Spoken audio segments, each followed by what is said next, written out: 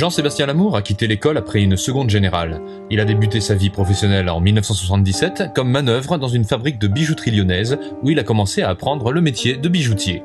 Je suis autodidacte dans ce métier. Je me suis essentiellement forgé après quand j'étais tout seul. J'ai recherché le geste et des techniques me permettant d'opérer sans trop de risques. Souhaitant continuer à évoluer dans ce métier, Jean-Sébastien Lamour a intégré une entreprise spécialisée dans le sertissage où il a été formé aux différentes techniques. La technique, il faut vraiment la maîtriser à fond avant de pouvoir justement libérer son geste et se sentir bien dans ce que l'on fait.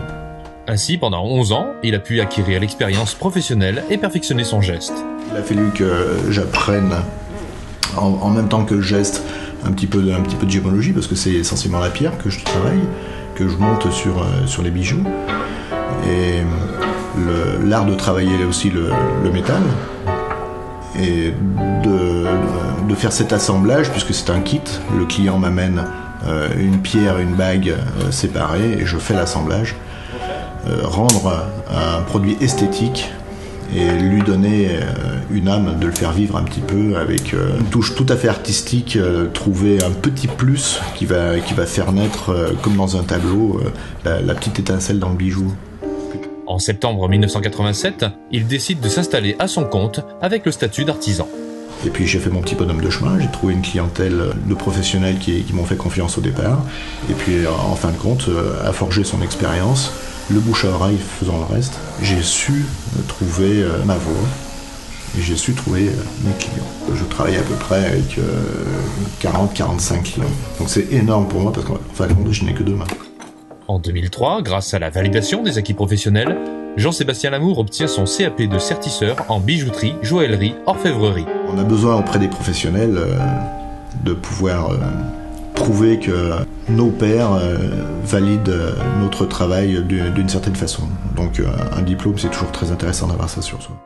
Il consacre environ 1000 heures de travail à réaliser une dague sertie de 1587 pierres et devient ainsi l'un des meilleurs ouvriers de France en 2004, ce qui récompense l'excellence de son travail. Et ce bijou, je l'ai réalisé à peu près en 4 mois de travail plein. J'avoue humblement que je l'ai fait par hasard. C'était un petit peu un défi avec un collègue. Lui voulait le faire, donc je l'ai fait avec lui. Et j'ai eu le bonheur d'être promu alors que lui ne l'a pas été. Il enseigne le métier à des jeunes dans le cadre du CAP sertisseur en haute joaillerie. C'est très difficile parce que c'est vraiment un autre métier, l'enseignement, c'est plus du tout de l'artisanat. C'est très difficile, mais c'est une expérience qui est vraiment très enrichissante. Et c'est qu'en fait, il faut être très adroit de ses doigts, de ses 10 doigts. Il faut savoir rester concentré très longtemps. Donc ça, c'est très difficile pour les jeunes. Il faut faire preuve de beaucoup de minutie. Et puis, le sens artistique, ça s'invente pas, ça vient tout seul, à la force de l'âge. Et beaucoup de patience au milieu de tout ça. Depuis plus de 20 ans, Jean-Sébastien Lamour travaille des pièces uniques de manière artisanale. Il marie les pierres et les métaux précieux. Le lapidaire se charge de tailler la pierre, le bijoutier de faire la monture, et je fais l'assemblage des deux. Le bijoutier me donne quelques directives, me demande de monter avec des techniques un petit peu particulières la pierre d'une certaine façon.